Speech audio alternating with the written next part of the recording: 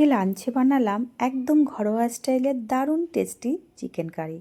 গরম ভাতের সাথে এমন লাঞ্চ হলে সত্যি মনটা কিন্তু ভরে যায়। কম সময়ে খুব কম উপকরণ দিয়ে এমন একটা সুন্দর রেসিপি আমি বানিয়ে ফেললাম। সত্যি বিশ্বাস করতে পারবে না, এত টেস্ট হয়েছিল কি আর বলবো। তো যাই হোক, এরকম ধরনের লাঞ্চ কে কে পছন্দ করেন জানাবেন। চলুন দেখে নেওয়া যাক এখন কিভাবে আমি বানালাম। তো প্রথমেই উচ্ছে আর আলুটা আমি কেটে রেখেছিলাম, কারণ উচ্ছে আলুটাও ভাজবো। আর চিকেনটা সুন্দর করে ধুয়ে আমি বেশ চিকেনটাকে করতে যাব, তখন মা বললো আজকে মেখে চিকেনটা কর। ঠিক আছে, মেখেই করব। তো ওই যে প্রথমে লবণ, হলুদ, একটু ধনের গুঁড়ো, জিরে আর একটু লঙ্কার গুঁড়ো দিয়ে দিলাম। তারপরে আদা বাটা, রসুন বাটা আর পেঁয়াজটা আমি কেটে রেখেছিলাম, তো সেটারই অর্ধেকটা আমি দিয়ে দিলাম। আর জিরেটা আমি বেটে রেখেছিলাম, সেই বাটা জিরেটা দিয়ে দেবো।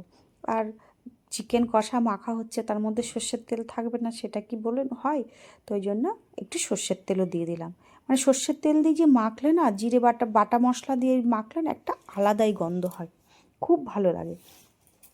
তো যাই হোক, মা বললো সর আমি মেখে দিচ্ছি। আমি ঠিক আছে, তুমি মেখে দাও, আমি তাহলে বসিয়ে দিচ্ছি। আর এদিকে আমি কড়াইটা মানে গ্যাসে বসিয়ে তেলটা গরম করে আমি আলুগুলো ভেজে নিলাম। তো একে একে সমস্ত আলু ভাজলাম। আলুগুলো কিন্তু খুব ডিপ ফ্রাই করিনি, হালকা একটু এপিট ওপিট ভেজে নিয়েছি।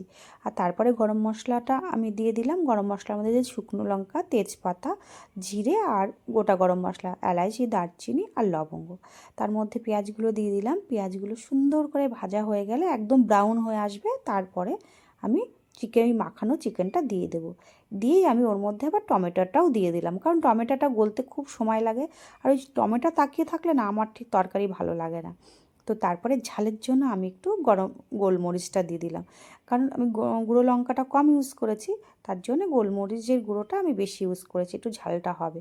তো তারপরে সুন্দর করে কষিয়ে কষিয়ে যখন একদম তেলটা ছেড়ে দেবে, তারপরে আমি ভেজে রাখা আলুগুলো দিয়ে দেবো। কারণ এখানে আলুগুলো খুব চট করে গলে না, তো ওটাকে দিয়ে একটু কষাতে হবে। তো ওই যে ঢেকে ঢেকে আমি কষাচ্ছি, তো মা এসে বলছে ঠিক আছে শর্ত লাস্টেরটা আমি একটু দেখি।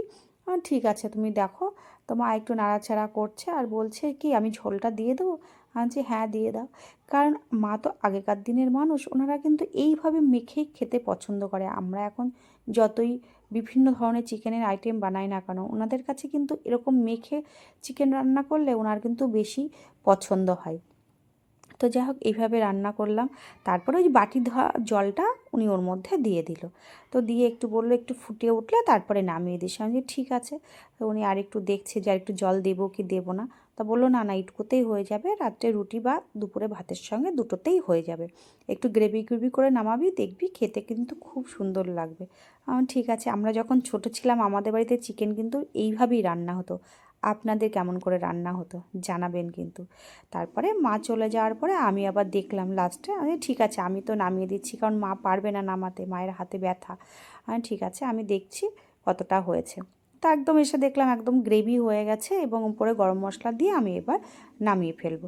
গরম মশলা না দিলে কিন্তু হবে না। ওই যে সানরাইজ শাহি গরম মশলাটা আমি দিয়েছিলাম, ওটা দিলেই চিকেনের জন্য আলাদা একটা গন্ধ এসে যায়, খুব দেখতেও ভালো লাগে আর খেতেও ভালো লাগে। তারপরে দেখুন নামিয়ে ফেলাম, কি দারুণ দেখতে হচ্ছে না, এত সুন্দর ঝোলটা দারুণ হয়েছিল, খেতেও দারুণ হয়েছিল। তো এই ছিল আজকে আমার দুপুরের লাঞ্চের প্রিপারেশান। আলু উচ্ছে ভাজা, চিকেন কারি, স্যালাড, লেবু আর লঙ্কা। আমার আমার চ্যানেলটা যদি আপনাদের ভালো লাগে বা আমার রান্নাবান্না যদি আপনাদের ভালো লাগে, অবশ্যই সাবস্ক্রাইব করবেন, লাইক করবেন, কমেন্টস করবেন, পাশে থাকবেন। আমিও আপনাদের পাশে থাকবো এইভাবে, একে অপরের বন্ধু হয়ে। অনেক অনেক ভালোবাসা।